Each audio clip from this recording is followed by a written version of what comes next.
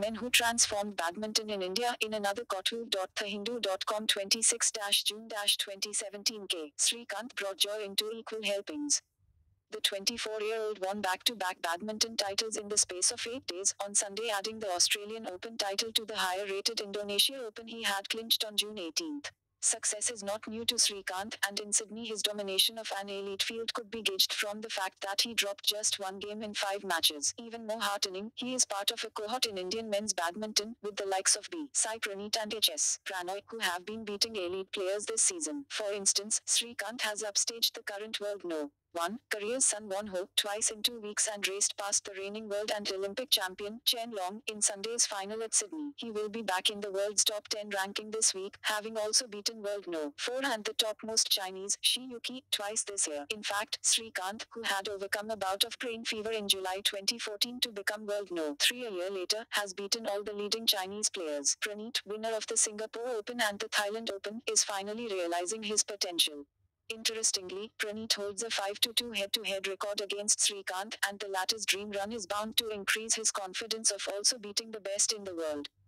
Pranoy, unbeaten in this year's Premier Badminton League and conqueror of the legendary Lee Chong-wei and Chen Long in successive matches in the Indonesia Open this month, will also expect to strike it rich going ahead. In sum, Srikanth, Praneeth and Pranoy are on track for a potential podium finish in the World Championship in Glasgow in August. Also read Everything Went Right, K. Srikanth. With Saina Nehwal and PV Sindhu maintaining their formidable challenge in the women's game, Indian badminton now has a strong nucleus of the world's best. The biggest gain of late has been the consistency with which the male shuttlers are delivering, with each believing he has the game to outdo the other. This healthy competitiveness, coupled with the maturity and patience shown on the court of late, is paying dividends. Srikanth has wisely refrained from being in attack mode at will. Known for his powerful smashes, his current use of soft strokes and deft touches is proving very effective, complementing the deep clearances from the backhand corner.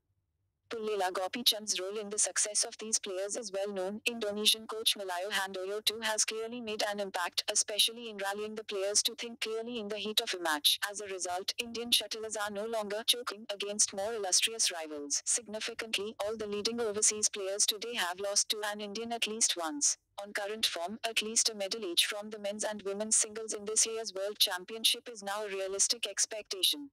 Comments. Visit website.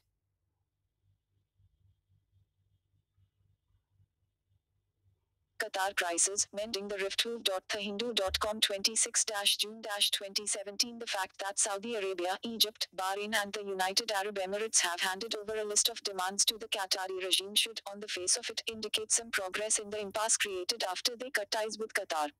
The list has not been officially released, but is reported to include demands that Qatar snap all but trade ties with Iran, end military cooperation with Turkey and shut down the Al Jazeera news network. It may be that many of the demands are only meant to be bargaining counters. Even U.S. Secretary of State Rex Tillerson, who has been running the backroom negotiation along with the Emir of Kuwait, said they are very difficult for Qatar to meet. In any case, such demands on the list may be more understandable if these countries complied with them as well. For example, in asking Qatar to disown ties with Al-Qaeda and the Islamic State, Saudi Arabia, Bahrain and the UAE cannot ignore their own role in building up Sunni extremist groups across West Asia, sometimes in partnership with Qatar. The UAE has a thriving business relationship with Iran. And while the Saudi-led bloc may object to negative narratives and the platform given to their dissidents on Al Jazeera and the other news outlets named, it is unlikely that they will lean too much on the internationally recognized news networks to close shop.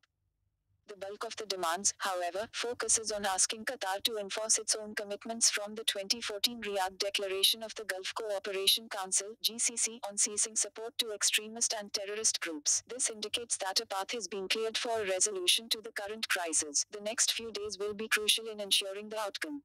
Also read Why did Saudi Arabia cut ties with Qatar? There are implications of this crisis that India and the international community cannot afford to ignore.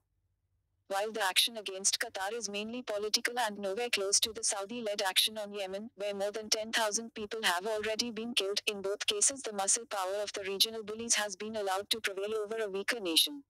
The treatment of Qatar could well become the playbook for future diplomacy, which would lead to a further weakening of the international order, the rule of law and the UN system of conflict resolution. There are also signs that this may be the precursor to a larger conflict with Iran. This is a troubling scenario for the world, and for India in particular, with its commitment to build connectivity and shore up oil reserves. The impact of any conflict in the Gulf cannot be overestimated, given India's dependence on oil supplies and remittances from some 8 million Indians based there. For New Delhi to continue to be as sanguine about the Qatar crisis as it appeared to be a few weeks ago, when External Affairs Minister Sushma Swaraj called it an internal matter of the GCC, is no longer an option. Comments. Visit website. Loan waivers not best option. Move.acnh.com 26-June-2017. The second big wave of farm loan waivers has come.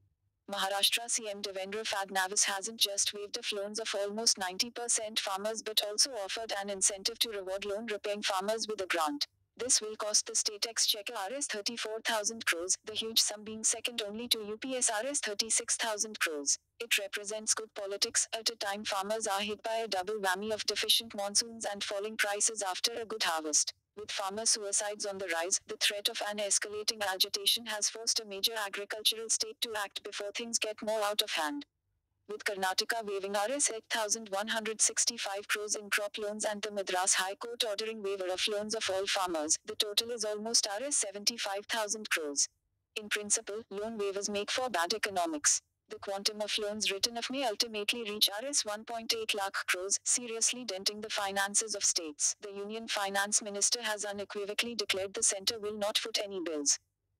Besides such waivers setting if a chain effect among all states, which may be forced to follow suit or be seen as anti-farmer and thus anti-people, it brings into question the very framework of the borrowing and lending process and the security of the long-term credit system. Farmers are fighting not just years of drought but also falling prices, while support prices have been stagnant. The real solution doesn't lie in loan waivers but in a support package of science, technology, insurance and money. Comments. Visit website. In action, silence over vigilantes weakens. Uswoov.acnh.com 26-June-2017. In his Man Ki Baat broadcast on Sunday, Prime Minister Narendra Modi appeared to make a pointed reference to the purity of the Ramzan month and its culmination, the Muslim festival of Eid al-Fitr, being observed today, to celebrate which believers share their happiness with others. But it should be no surprise if Mr. Modi's invocation of the spirit of the most significant festival of the Islamic calendar is greeted with skepticism. This is because Junaid, a Muslim teenager, was beaten up and stabbed to death on the eve of it by a bunch of vigilante criminals for being a beefeater and anti-national due to his religion on board a running train between Delhi and Mathura. The boy and his brother had gone to the big city to make Eid purchases and were returning to their small town in Haryana when they were rounded on by the criminals, beaten up and stabbed, and thrown out of the coach. Junaid's brother survived the attack. If the PM had made a reference to this tragedy, he might have won hearts. He might also have indirectly issued a warning to the so-called cow protectors, who have gone on a rampage, especially in BJP-ruled states, starting with the killing of a clerk, a Muslim villager, on Delhi's outskirts in 2015. But Mr. Modi didn't refer to Junaid's killing at all, let alone express sorrow. Instead, he narrated a happy story. He spoke of the sterling work done in an overwhelmingly Muslim village in UP whose residents made their village free of open defecation. In remaining silent on the attack motivated by the beef issue, the PM has stuck true to form. While a number of beef deaths have occurred between a clerk and Junaid, Mr. Modi spoke just once, to call the so-called cow protectors anti-social elements. This is surely a new and relatively harmless way to describe murder, and a decidedly new way of not calling a spade a spade.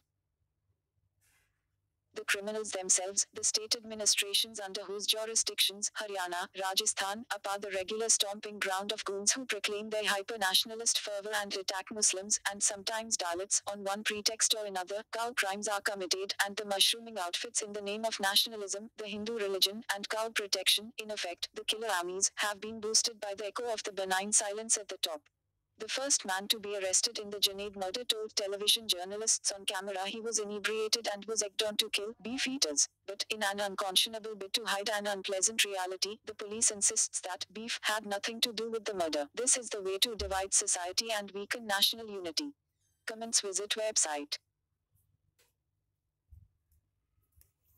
Aquatic or flowering plants can break down harmful effluents from textile dye industry. IndianExpress.com 26-June-2017 Top News. OnePlus 5 will feature Snapdragon 835 soak headphone jack will stay. May the silent be damned. Heavy rains in Mumbai. Rail, road traffic disrupted owing to waterlogging. Textile dyes are one of the most polluting chemicals that routinely go into our water bodies. Effluents discharged from the dye industry contain a variety of toxic molecules that, if allowed to flow untreated, severely erode river water quality. These chemicals can trigger allergic reactions, undesirable genetic mutations, and even cancer in humans, plants, or river organisms like fish. As a result, a lot of efforts are being made these days to ensure that these effluents are properly treated before being released into water bodies. A large number of synthetic chemicals and coloring agents are used in the dye industry. Many of them contain large organic molecules, commonly known as azo compounds with nitrogen-nitrogen triple bonds. These chemicals are stable for a long time. They can be rendered harmless if broken into simpler compounds that can be easily absorbed by nature. This breakdown requires human interventions. Effluent treatment plants are a common way of dealing with this, but it has been seen that even after treatment, the effluents contain some residual chemicals. We at Shivaji University have been working on bioremediation of textile wastewater for close to 10 years now. Our effort has been to use a completely natural process to clean the effluents from the textile industry without any chemical intervention. Some microorganisms, Pseudomonas, Bacillus, are known to have the ability to break down the complex synthetic dye molecules into simpler compounds.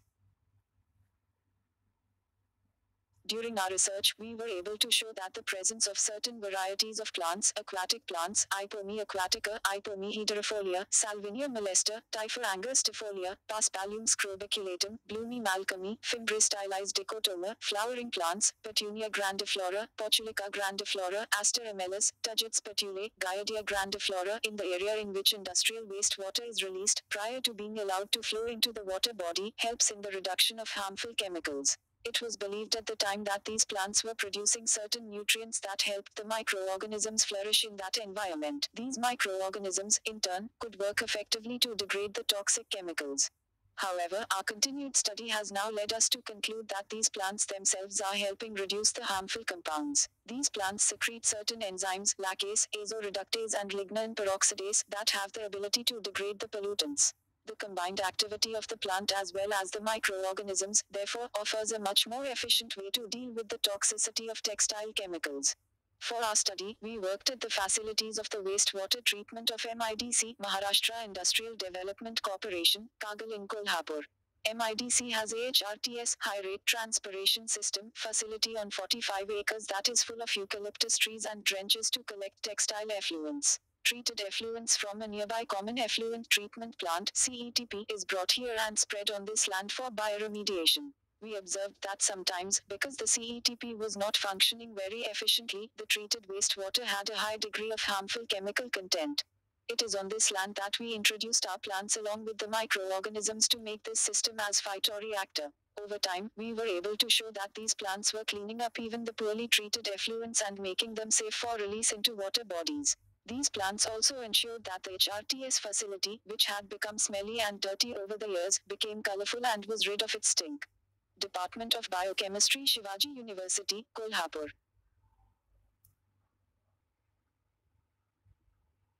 How the Pet Cat Conquered Earth. IndianExpress.com 26-June-2017 Top News. OnePlus by rail, road traffic disrupted owing to waterlogging. The domestic cat began populating households around the world 9,500-10,000 years ago, originating from a region that includes what is now Turkey. A second, stronger wave came 6,000-7,000 years later, this one out of Egypt. In time, the Egyptian cat overtook its ancient West Asian cousin in the lineage of modern domestic cats, a new study has found. A team of scientists analyzed ancient DNA of widespread archaeological cat remains, including mummies, and found that Egyptian and West Asian populations of the African wildcat, ancestor of all domestic cats, contributed to the gene pool of the domestic cat at different times. The dispersal gained momentum when the Egyptian cat spread across Africa, Europe, and Africa along human routes by land and sea. An additional finding of the study, published in Nature Ecology and Evolution, was that the blotched tabby coat that characterizes so many domestic cats is relatively new. Among the hundreds of cats studied, the oldest occurrence of the genetic mutation that causes the blotched tabby was in a cat from the Ottoman Empire in Southwest Asia. Our data suggest that the blotched pattern appeared late in the history of cat domestication, indicating that humans started to select cats for visible traits quite late, said Eva Maria Gigel, an evolutionary geneticist at Institut Jacques Monod, Paris, and one of the authors of the study. Indeed, most of the domestic fancy breeds described nowadays were created by human intervention only in the 19th century. The first exhibition of fancy breed cats took place in 1871 in London. Copy of wall painting from Private Tomb 52 of Nakt, Thebes I, 1, 99 to 102, Cat Eating Fish. Sarvadhikar copyright Ashmolean Museum, University of Oxford. A 2007 study published in Science had traced the domestication of cats to Western Asia. The current study explores their dispersal both from that stock and from Egypt. The ancient Egyptians' fascination with cats has long been evident from mummies and paintings, the oldest some 4,000 years ago. Long before that, the West Asian cat had already started its worldwide conquest. In Cyprus in 2004, the remains of a 9,500-year-old cat and a human were excavated from a tomb. The DNA of the Cyprus cat was not preserved well enough to define its genetic haplotype, but given the archaeological context, it is believed that the cat was taken to Cyprus from the Near East, said Thierry Grange, a molecular biologist at Institut Jacques Monod. The dating of these remains coincides with the period when wild cats of Western Asia domesticated themselves, feeding on rats and scraps from farmers' homes. By 6,400 years ago, their signature had reached Europe, with a Bulgarian cat showing mitochondrial DNA of a subtype associated with West Asian cats, followed by a Romanian cat from 5,200 years ago. It was not until the 8th century BC that another DNA subtype, this one associated with Egyptian cats, started to appear in West Asian and European cats. Something about Egyptian cats obviously carried worldwide appeal, causing their subsequent spread. Remains of cats from 1600-700 years ago showed the Egyptian DNA signature, which eventually outnumbered the West Asian signature in a number of countries, including Turkey. One cat, found in a Red Sea port and dating back to a period between the 1st and 2nd centuries AD, had an Indian connection. Baranik was an Egyptian trading port where sailors went back and forth to India, staying several months at either location, said Claudio Ottoni, a forensic biomedical scientist at the University of Leuven, Belgium, and one of the authors of the study. The Asian lineage that we found in one cat in Baranik was the Indian type, indicating hybridization of the Egyptian cats with the local Indian wild cat. Kabir. Firakat Express